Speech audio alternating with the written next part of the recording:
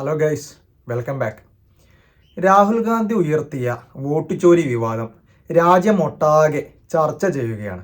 രാജ്യത്തെ പ്രതിപക്ഷ പാർട്ടികളും അവരുടെ നേതാക്കളുമൊക്കെ സമരരംഗത്താണ്. ഇതിനെതിരെ ശക്തമായ പ്രതിഷേധിക്കുന്ന കാഴ്ചകളൊക്കെ നമ്മൾ കാണുന്നുണ്ട്. അപ്പോഴും രാഹുൽ ഗാന്ധി ഉയർത്തിയ ചോദ്യങ്ങൾക്ക് മറുപടിയില്ലാതെ മൗനത്തിലാണ് കേന്ദ്ര സർക്കാരും അതുപോലെ തന്നെ തിരഞ്ഞെടുപ്പ് കമ്മീഷനും ഒക്കെ. പക്ഷേ കേരളത്തിലുള്ള അവസ്ഥ മറ്റൊന്നാണ്.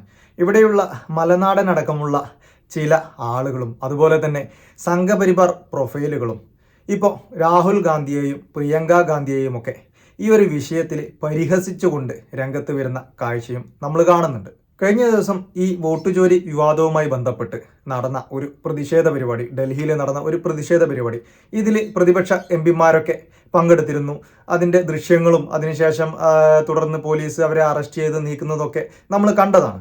ഈ പ്രതിഷേധ പരിപാടിയിൽ പ്രിയങ്ക ഗാന്ധിയുടെ മുദ്രാവാക്യം വിളിക്കുന്ന ഒരു ദൃശ്യം എടുത്തുകൊണ്ട് ഒരു സംഘി യൂട്യൂബർ അയാളുടെ ഒരു വീഡിയോ, പ്രിയങ്ക ഗാന്ധിയെ പരിഹസിച്ചുകൊണ്ട് അയാൾ നടത്തിയ ഒരു വീഡിയോ ഞാൻ കാണാനിടയായി.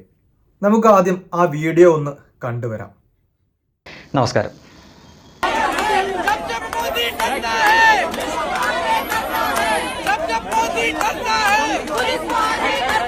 തെറ്റിദ്ധരിക്കേണ്ട, ഇത് പ്രിയങ്ക ഗാന്ധിയാണ്.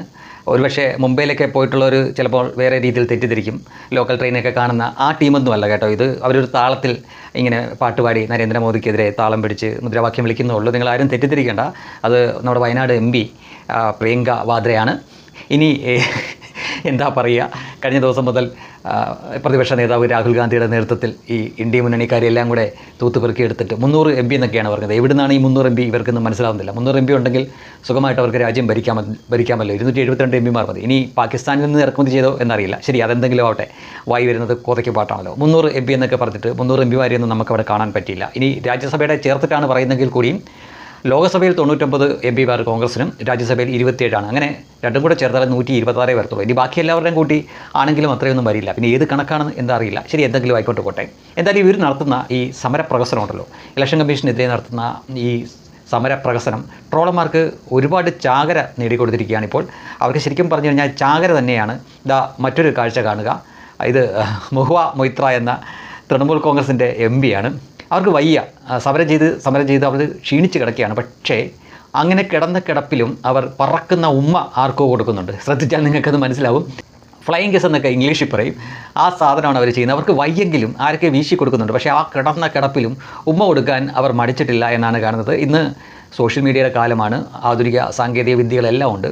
അപ്പോൾ ഒരു സമരമാണെങ്കിലും തീർച്ചയായിട്ടും നിങ്ങൾ അവിടെ ക്യാമറ കണ്ണിലൂടെ ആയിരിക്കും പുറത്തേക്ക് എത്തപ്പെടുക എന്ന ബോധ്യമില്ല എങ്കിൽ ഇത്തരം കാട്ടായമൊക്കെ നിങ്ങൾക്ക് തന്നെ തിരിച്ചടിക്കാനുള്ള എല്ലാ സാധ്യതയുണ്ട്. നിങ്ങൾ യഥാർത്ഥത്തിൽ തെരഞ്ഞെടുപ്പ് കമ്മീഷനെതിരെ സമരമാണോ നടത്തുന്നത്, അത് വേറെന്തെങ്കിലും കോപ്രായമാണോ നടത്തുന്നത് എന്ന രീതിയിൽ ഇപ്പോൾ തന്നെ സോഷ്യൽ മീഡിയ ചർച്ചയും മറ്റുമൊക്കെ ഉണ്ട്. അതിൽ ഏറ്റവും കൂടുതൽ ട്രോൾ ചെയ്യപ്പെട്ടത് ഈ രാഹുൽ ഗാന്ധിയുടെ സഹോദരി ഈ പ്രിയങ്ക വാദ്ര അഥവാ പിങ്കി വാദ്രയുടെ ഈ പ്രത്യേക താളത്തിലുള്ള കൈകൊട്ടിയുള്ള ഈ പാട്ടും ഇതുമാണ്. പിന്നെ അവർക്കാണെങ്കിൽ മുടി ബോബ് കട്ടും ചെയ്ത് വെച്ചിരിക്കുകയാണ് ചെയ്യുന്നത്. അപ്പോൾ ദൂരെ നിന്നൊക്കെ നോക്കിക്കഴിഞ്ഞു കഴിഞ്ഞാൽ ശരിക്കും മഹാരാഷ്ട്രയിലെ ഈ ലോക്കൽ ട്രെയിനിലൊക്കെ കാണുന്ന ആ കൂട്ടരാണോ എന്ന് ആരെങ്കിലുമൊക്കെ തെറ്റിദ്ധരിച്ചാൽ അവരെ തെറ്റ് പറയാനാവില്ല. കാരണം അതേ താളമാണ്, അതേ ഈണമാണ്.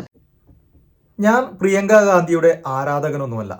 പക്ഷേ എന്നാലും ഈ വീഡിയോ കണ്ടപ്പോൾ ഈ സംഘി മോനെതിരെ 2 വാക്ക് പറയണമെന്ന് എനിക്ക് തോന്നി. പ്രതിഷേധത്തിൽ അറസ്റ്റ് ചെയ്യപ്പെട്ട പ്രിയങ്ക ഗാന്ധി ഈ പോലീസ് വാഹനത്തിലിരുന്ന് കൈയടിച്ച് പാട്ടുപാടിക്കൊണ്ട് മുദ്രാവാക്യം മുഴക്കുന്ന ദൃശ്യങ്ങളാണ് നമ്മൾ കണ്ടത്. ഇതിനെയാണ് ഈ പുന്നാര സംഘിമോൻ ഇങ്ങനെ കളിയാക്കിയിരിക്കുന്നത്.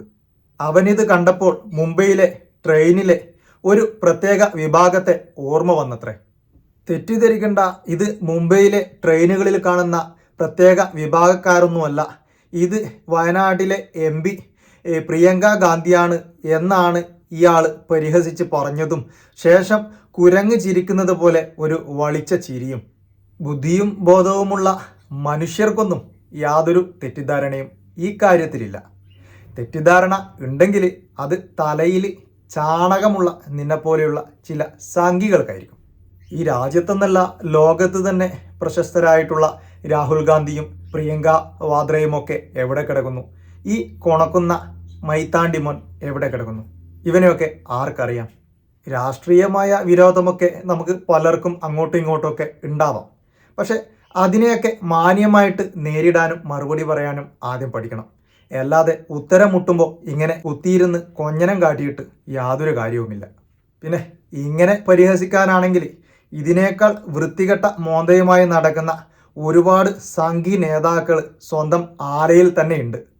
സ്വന്തം അമ്മയാരാണെന്ന് അറിയാതെ കണ്ട പശുവിനെയൊക്കെ അമ്മയാണെന്നും പറഞ്ഞ് അതിൻ്റെ ചാണവും മൂത്രവും ഒക്കെ എടുത്ത് വാരി തിന്നുന്ന ഇതുപോലെയുള്ള നികൃഷ്ട ജന്മങ്ങൾക്ക് അങ്ങനെ പലതും തോന്നും.